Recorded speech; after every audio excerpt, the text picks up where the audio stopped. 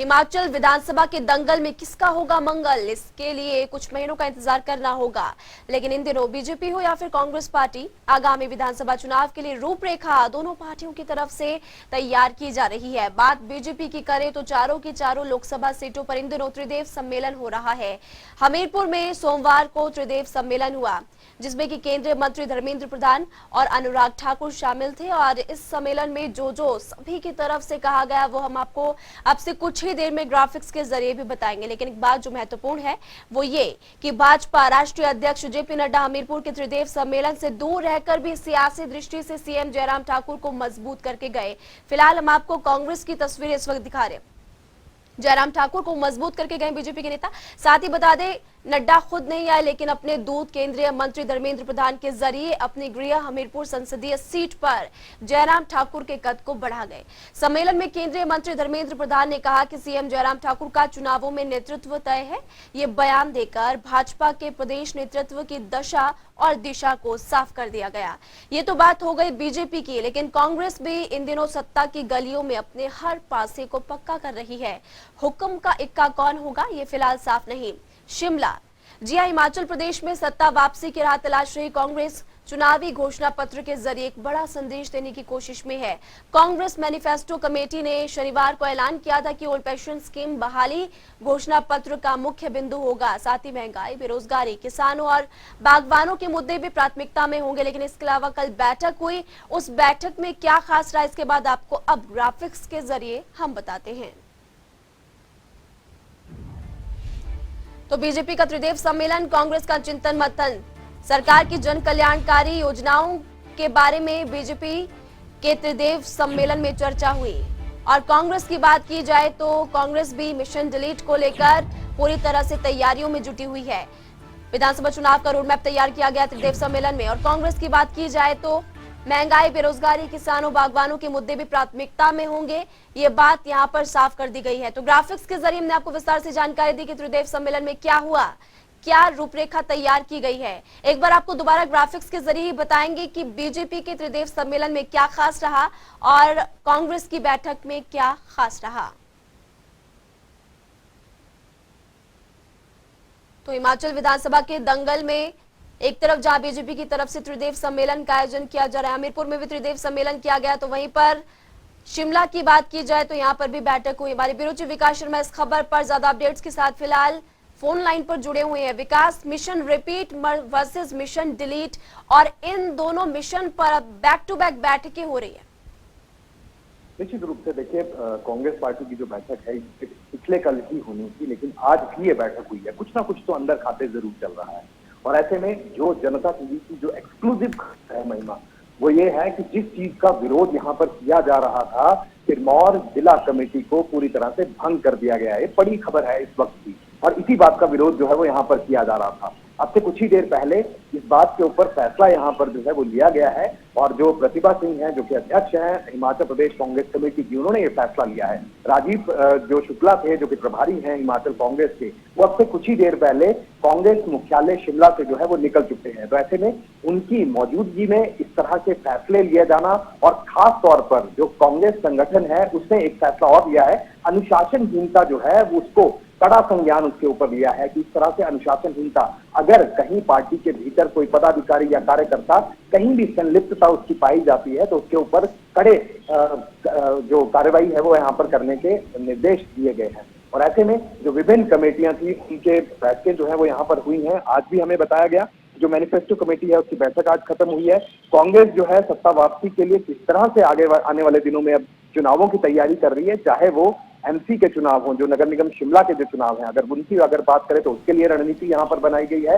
इसके साथ साथ जो कांग्रेस के भीतर ये देखा जा रहा है कि गुटबाजी लगातार जो है वो आड़े आ रही थी, गुटबाजी जो है वो देखने के लिए मिल रही थी। नेता जो है वो आपस में जो है वो तू तड़ाक की भाषा जो है वो यहाँ पर बिल्कुल विकास, आपने सही कहा, और यही देखने को मिला सिरमौर में भी, जब कल शिमला से कांग्रेस के जो नेता है वापस सिरमौर जा रहे थे। और इसी बीच कुछ इस तरह की खबरें भी सामने आई, इसको लेकर हमने रिपोर्ट भी तैयार की है, वो भी तमाम दर्शकों को दिखाएंगे। फिलहाल आप हमारे साथ बने रहिए, क्योंकि इस वक्त हमारे साथ कांग्रेस प्रवक्ता नरेश चौहान भी जुड़ चुके हैं। नरेश चौहान जी, आपका बहुत बहुत स्वागत है जनता टीवी पर।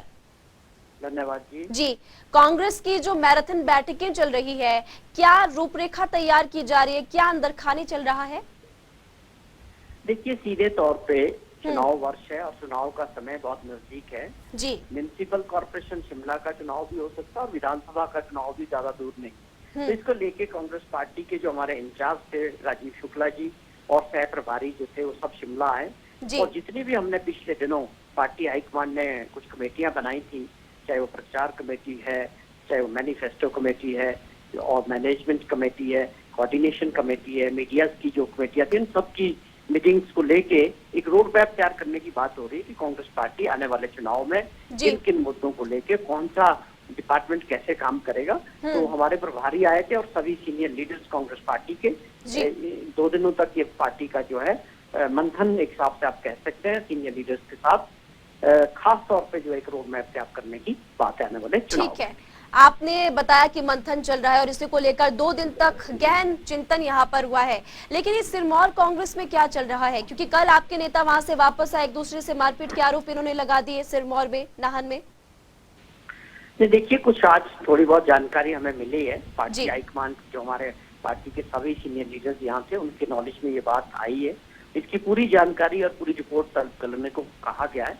मैं समझता हूँ आज शाम तक या कल तक पूरी जानकारी पार्टी के पास पहुंच जाएगी कि ये घटना क्या हुई और क्यों हुई और क्या इसके पीछे कारण है और क्या सच्चाई है। अभी केवल मात्र सोशल मीडिया पे कुछ चीजें चल रही है जो मैं समझता हूँ कि पार्टी का एक तरीका है काम करने का, कि पार्टी अध्यक्ष भी थी और सब लोग थे, सीनियर लीडर्स भी थे और पार्टी के हमारे प्रभारी राजीव शुक्ला जी भी यहीं थे शिमला में, उनके जहन में भी ये बात आई है।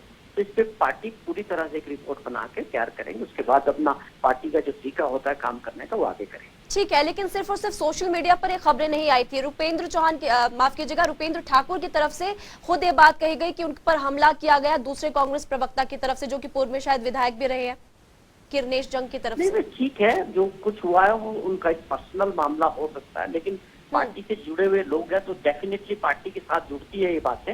लेकिन जहां तक लड़ाई झगड़े का जो सवाल होता है उसके मैं समझता हूँ सीधे तौर पर ये पार्टी से लेना नहीं होता इसका कुछ। ये अपने कहीं लोग बैठे हैं, बहसबाजी हो गई, किसी बात को लेके झगड़ा हो गया, वो झगड़े में बदल गई, वो ऐसी घटना होती है। पर आप इसको सीधे तौर पे पार्टी की गुटबाजी से देखते हैं या पार्टी को गुटों में बांट देते हैं, मैं समझता हूँ ऐसा नहीं है। ये मोमेंट्री चीजें होती है कि कभी हम बैठे हैं और साथ में कोई बहस हो जाए किसी मुद्दे को लेके, वो गर्म हो सकती है बहस और झगड़े में भी तब्दील हो जाती है। पर मैं इसको सीधे तौर पर पार्टी की गुटबाजी से नहीं देखता। पार्टी की गुटबाजी तो कहेंगे ही नरेश चौहान जी, क्योंकि पिछले कुछ दिन पहले भी बैठक यहाँ पर गुपचुप तरीके से सिरमौर में हुई और वहां पर जिलाध्यक्ष को हटाने की मांग की गई, राजीव शुक्ला को पत्र भी लिखा, और आप कह रहे हैं कि गुटबाजी नहीं है। ठीक है, कुछ लोग अपनी बात रख रहे हैं, दूसरे लोग अपनी बात रख रहे हैं और पार्टी हाईकमान को तय करना है कि कौन सी चीज को कैसे इसको हमने इलेक्शन टाइम में ठीक करना, सही करना। मुझे लगता है आने वाले टाइम में इसका फैसला भी हो जाएगा और सबको साथ लेके सबकी बात को ध्यान में रखते हुए पार्टी इसमें फैसला करेगी। इसमें लड़ाई झगड़े वाली बात कोई नहीं। ठीक है, हमारे ब्यूरो चीफ विकास शर्मा लगातार हमारे साथ बने हुए हैं। विकास, आपका कोई सवाल है तो आप भी पूछ सकते हैं।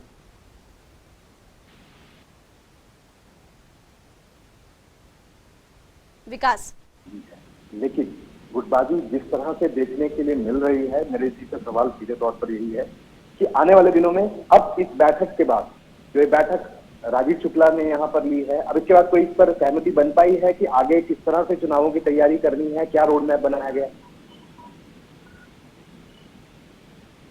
बैठक का मकसद यही था कि सभी सीनियर लीडर्स एक जगह आके और हमारे जो प्रभारी थे, सह प्रभारी थे, सबके साथ मिलके कि हमको मेन मकसद इस वक्त ये है कि आने वाला विधानसभा चुनाव जो हिमाचल प्रदेश में, इसमें कांग्रेस पार्टी की वापसी कैसे हो, उसके लिए हमको किस तरह के काम करने, रोड मैप तैयार करना, फैसले लेने।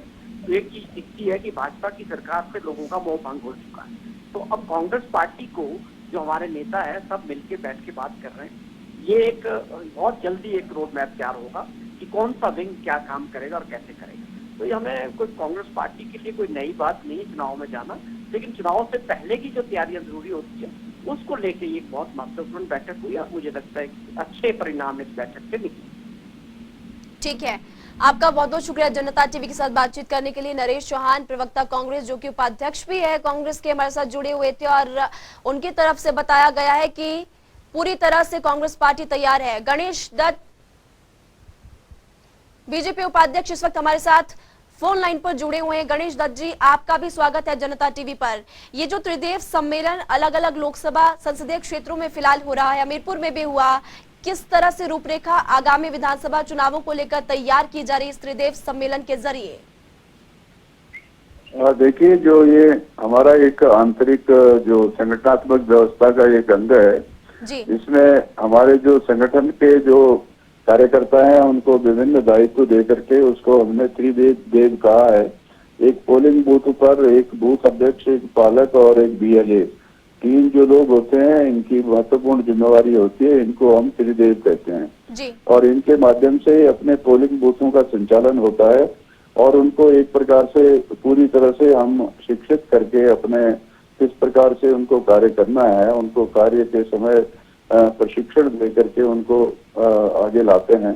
जी और इसी तरह से 4 जो पार्लियामेंट्री हमारे क्षेत्र हैं उसमें कांगड़ा, हमीरपुर, मंडी, 3 स्थानों पर ये त्रिदेव सम्मेलन अभी तक समाप्त हो चुके हैं। जी अब शिमला पार्लियामेंट्री कंस्टिट्यूंसी का 23 तारीख को सोलन में होने जा रहा है। जी इसमें हमारे देश के कृषि मंत्री नरेंद्र तोमर जी मुख्य अतिथि के रूप में रहने वाले हैं। जी साथ में मुख्यमंत्री जी, हमारे प्रदेश के अध्यक्ष अपने सुरेश कश्यप जी और पार्टी के अन्य प्रमुख नेता उसमें रहेंगे।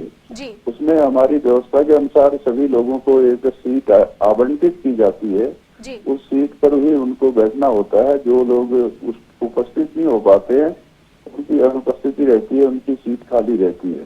तो एक हमारे जो संगठन महामंत्री हिमाचल प्रदेश के पवन राणा जी हैं, उनके एक मैकेनिज्म जो उन्होंने खड़ा किया है संगठन को मजबूत करने के लिए, जी उसको सारे देश से अपनाया है। तो जी।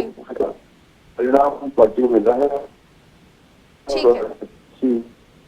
जी जो भारतीय जनता पार्टी हर पोलिंग बूथ पर ये प्राप्त करेगी और ठीक है। देश में कुछ दायेगी। जी, आपका बहुत बहुत शुक्रिया बातचीत करने के लिए। तो फिलहाल आपने देखा कि बीजेपी और कांग्रेस दोनों की तरफ से आगामी विधानसभा चुनावों को लेकर रणनीति तैयार की जा रही है।